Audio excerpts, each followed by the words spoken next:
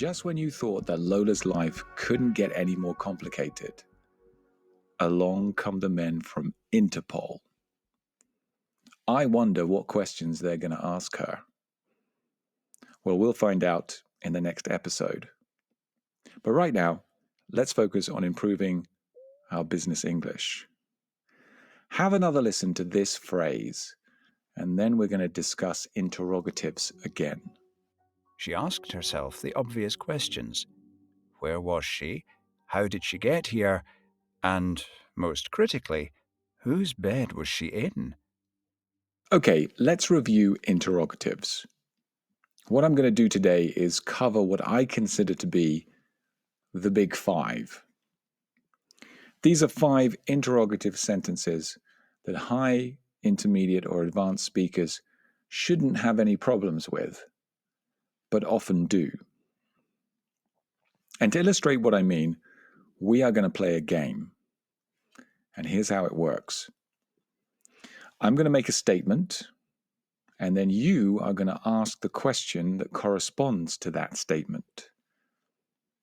For example, I say, "My name is Sam," and you say, "What's your name?" You got it? It's simple, right? But it's important that you actually play along with the game and you say these questions out loud.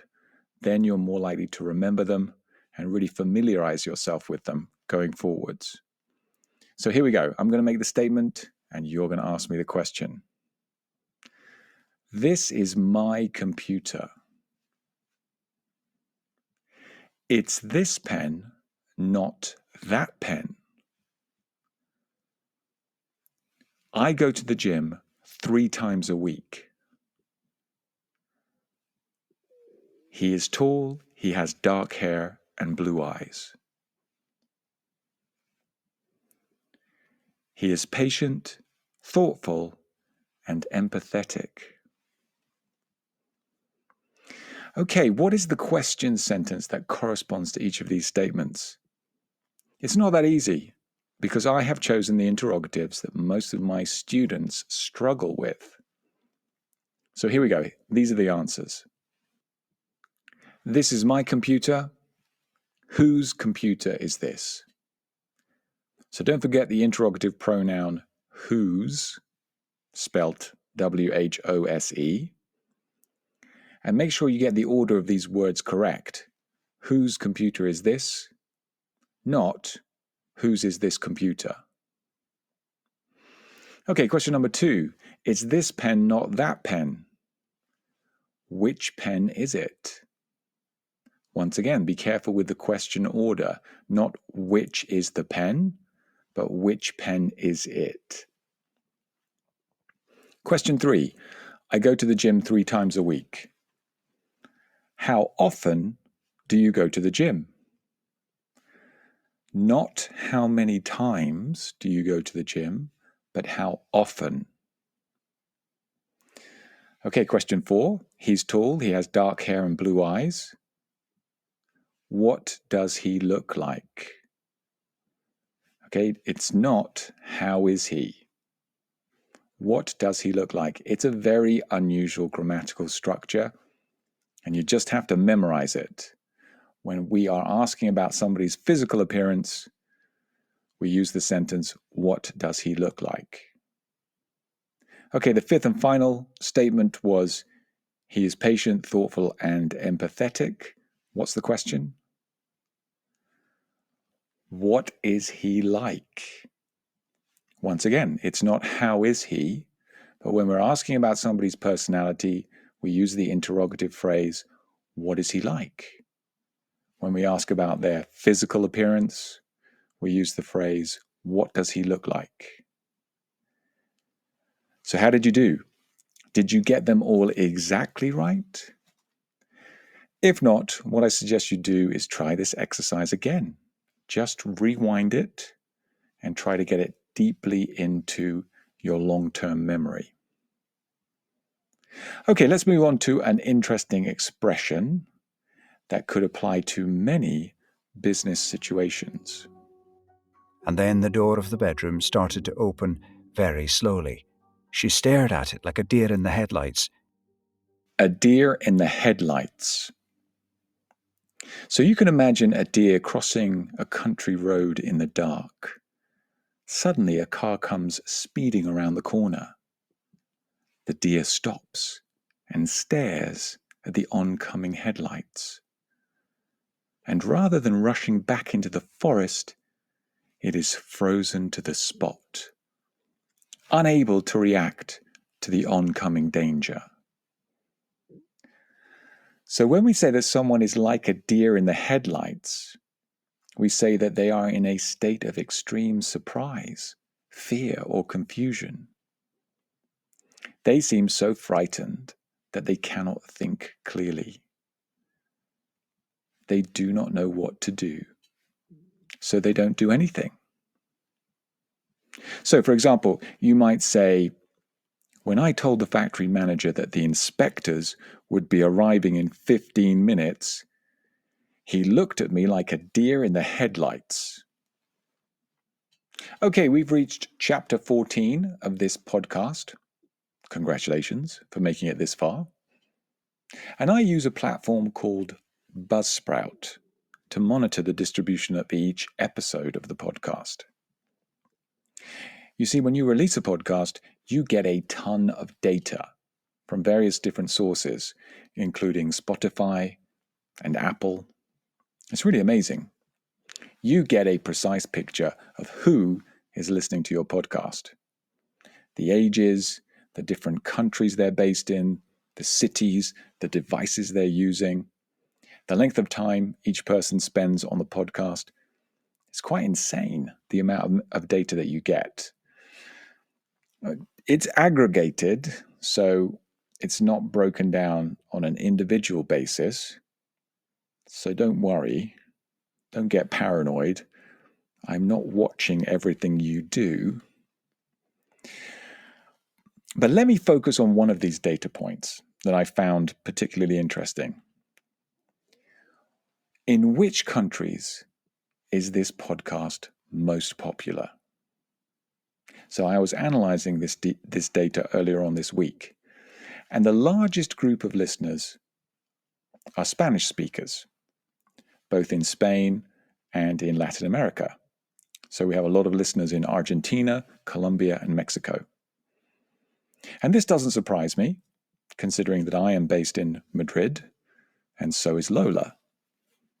However, we have made a big effort to ensure that this podcast is for all non-native speakers wherever you are from.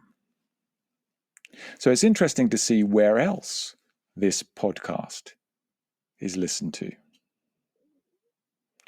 Can you guess the next biggest territory for a business English podcast after Spain and Latin America? I almost fell off my chair when I saw the data. It's the United States and then the United Kingdom. Now, I think this is a mix of non-native speakers living in these two countries. But I also believe and I hope that there are some native speakers, apart from my mum and dad, who listen to this podcast. Because a lot of native speakers were never taught the rules of grammar in school. I wasn't. I didn't know what a first, second, or third conditional was until I started my teacher training course. Now, I've always used these grammatical structures, but I didn't know how to define them, and I didn't really know how they related to each other in a theoretical sense. And it's actually quite interesting to learn more about the underlying structure of your language. So I hope that there are some native speakers listening to the podcast. Also because I'd like them to understand the challenges that non-native speakers face. The difficulty with phrasal verbs, with expressions and metaphors, with business jargon, and with pronunciation. Perhaps there are some native speakers who will modify and simplify the way that they communicate in international business after hearing these episodes. So, in summary, what are the top 10 countries where this podcast is listened to? Here they are. This is the top 10. Spain, Argentina, United States, United Kingdom, Germany, Colombia, Italy, Mexico, France, and Switzerland. So let's do a global challenge for our global audience, for our multilingual global audience. Listen to this sentence again, and then I'm going to give you a very interesting quiz. Here we go. He smiled at her, and then turned and shouted in the direction of the kitchen. "Hey, Concha, Sleeping Beauty's awake." Let's test your knowledge of classic Disney cartoons. So I'm going to say the character in your own language, in Spanish, Italian, French, and German. And then you are going to translate that into English. Okay? Yes, I know this is a business English podcast, but these are culturally relevant terms.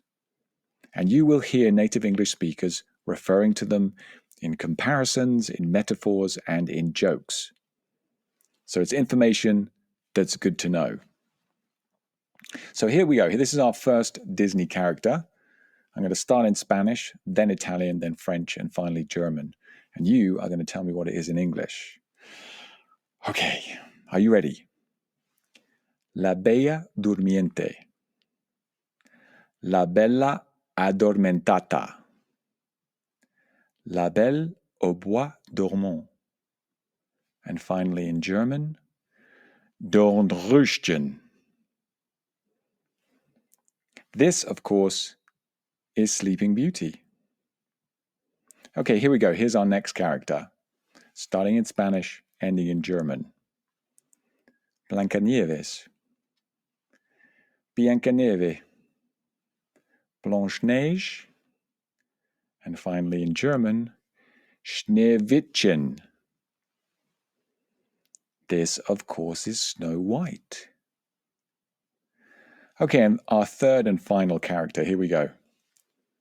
Cenicienta. Cenerentola. Cendrillon. And finally in German, Aschenputtel. This, of course, is Cinderella. Now, from that little exercise, you can really tell the difference in the root languages between the Romance languages of Spanish, Italian, and French, and the Germanic language of modern German. It really was, the last word really was the odd one out. Now, I wish to take this opportunity to apologize to my German friends Elmar, Alexander, and also Dominic, my friend and one of my clients, who did his best to help me with the German pronunciation there. I also wish to apologize to my Italian brother-in-law, Vito, for my Italian pronunciation, and finally to Emmanuel Macron and the nation of France for my French pronunciation, considering I studied French for about 10 years in primary and high school. At least my wife thinks my Spanish pronunciation is adorable. I don't know where and I don't know when you will find this information useful, but believe me, one day you will.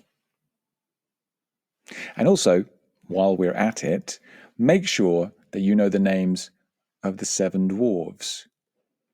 Because one day someone, your kids, your nieces, your nephews, is going to ask you that question. I guarantee it. Okay, now let's get back to some classic business English. Have a listen to this sentence again. He was a freelance documentary filmmaker currently working for the World Wildlife Fund, WWF. What is a freelancer?